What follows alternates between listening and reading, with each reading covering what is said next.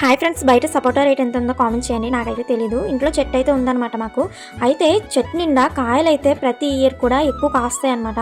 కానీ ఎక్కువ కాయలు కాసినా కానీ ఆ కాయల్ని పాడు చేయడానికి చీమలైతే విపరీతంగా ఉన్నాయన్నమాట చెట్టు నిండా.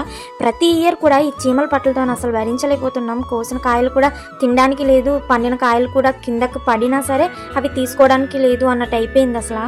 చీమల మంది వేద్దామంటే మళ్ళీ కాయలకి ఏమైనా ఎఫెక్ట్ తగులుద్దేమో, తినడానికి మళ్ళీ మాకేమైనా అవుతుందేమో అని భయానికి అది కూడా వేయటం మానేసాము.